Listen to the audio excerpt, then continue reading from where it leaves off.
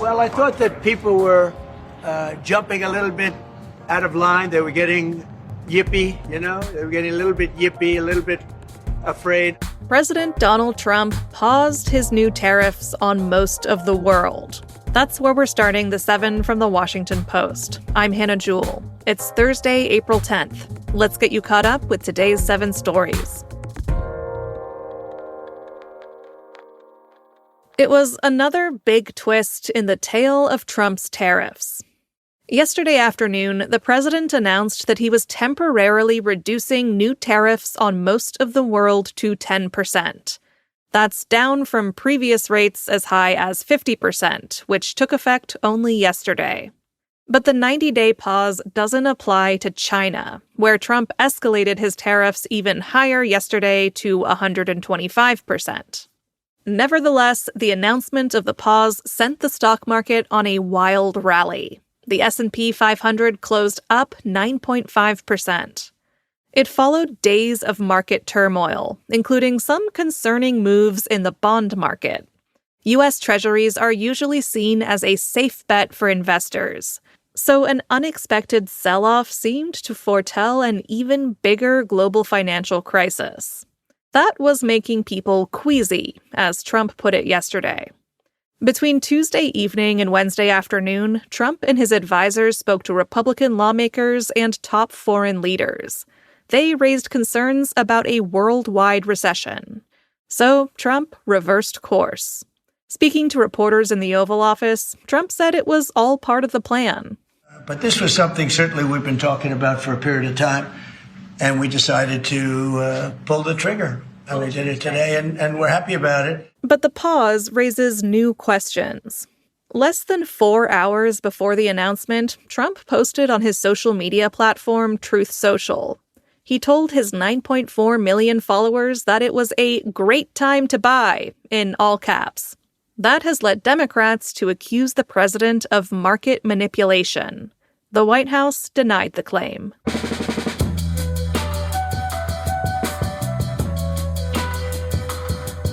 House Republican infighting stalled President Trump's key tax and immigration bill. That's number 2. Major parts of Trump's 2017 Tax Cuts and Jobs Act expire at the end of this year. Most Republicans want to renew them. They also want to introduce new tax breaks for businesses and approve new spending to fund Trump's crackdown on immigration and other policies. Republicans have taken to calling it their big, beautiful bill.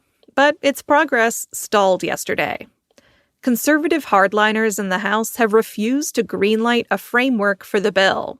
They're withholding support in an attempt to force Senate leaders to accept steep spending cuts. House Speaker Mike Johnson had to cancel planned votes on the budget framework yesterday, but he's expected to try again today. Number 3. Russia freed a U.S. citizen in a prisoner swap. Ksenia Karelina is a dual U.S.-Russian citizen. Last year, she was sentenced to 12 years in a Russian prison colony. She was accused of treason after she donated around $50 to a U.S.-based Ukrainian charity. Secretary of State Marco Rubio confirmed early this morning that she was on a plane back to the U.S. He credited President Trump with securing her release. This is a breaking news story this morning, so check out our site for updates. A government agency said it will monitor the social media of immigrants. That's our 4th story. The Department of Homeland Security made this announcement yesterday. It said that authorities will begin screening the social media accounts of immigrants for what it called anti-Semitic activity. They will use the findings as grounds to deny visa and green card applications. The move has alarmed immigration law and free speech experts. Trump is cracking down on pro-Palestinian foreign nationals, especially at universities where students protested Israel's war in Gaza. The announcement comes as the situation in Gaza has grown increasingly dire. The Secretary General of the United Nations issued a stinging rebuke yesterday of Israel's total blockade on food, fuel, and medicine. He said it has opened the floodgates of horror in the territory, and that Gaza has become a killing field.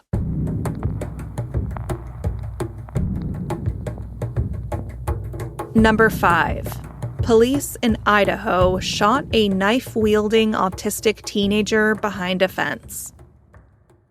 On Saturday, video showed 17-year-old Victor Perez wielding a knife behind a chain-link fence. Police arrived on the scene and within seconds shot him 9 times. Perez's family say he is autistic, nonverbal, and could barely walk. Now he's in critical condition and has had one of his legs amputated. The shooting prompted protests outside the city's police department. Many locals questioned on social media why the 4 officers appeared to make no effort to de-escalate the situation before opening fire. Number 6. The Masters starts this morning at Augusta National in Georgia. The Masters is the first golf major of the season. 95 of the world's elite golfers will compete for the green jacket. There's no Tiger Woods this year. He's injured. The favorites are Rory McIlroy, Colin Morikawa, and the reigning champ Scottie Scheffler. Round 1 will get underway at 7:40 Eastern this morning. You can watch it on streaming at masters.com or on ESPN. While you're waiting for the first tee-off, we have an amazing story in today's newsletter about what words announcers are advised not to use while covering the prestigious tournament. For example, announcers are asked to call the merchandise stand the golf shop. Fans are supposed to be referred to as patrons. And sand traps are meant to get their classier and more traditional name, bunkers. You can find that story and all of today's tee times in the newsletter.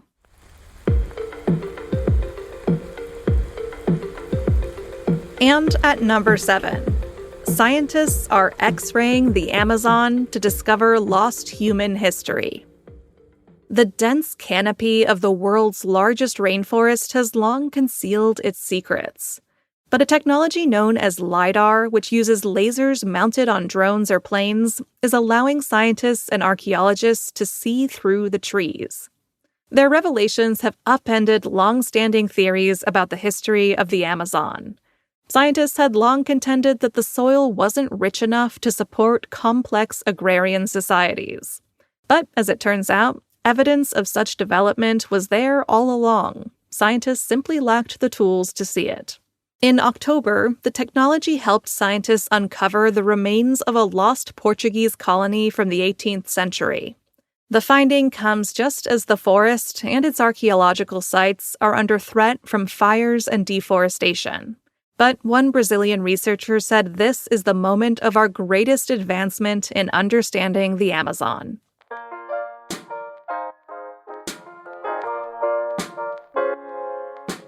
All right, you're all caught up. But before you go, a reminder that if you're a subscriber to The Washington Post, you can get access to our shows ad-free in Apple Podcasts.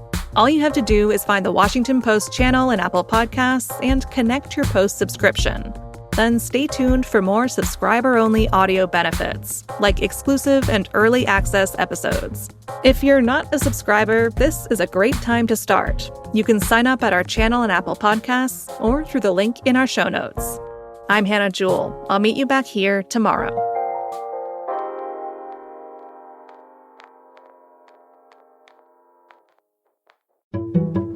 My name is Michelle Singletary, and I'm the personal finance columnist for The Washington Post.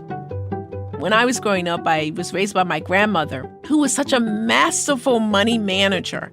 And I watched her handle her money and talk to me about it. And I like to think that I'm the reader's big mama. There's so much information about your money out there, a lot of it wrong or inappropriate. But when you pay for a subscription to the Post, you're paying for a skilled journalist who has had years of experience, who I hope that you can trust. Your subscription helps pay for my salary. It helps pay for the illustrators, the copy editors, all the people who are involved in putting together the material that you read that could help inform your life. I'm Michelle Singletary, and I'm one of the people behind the Post.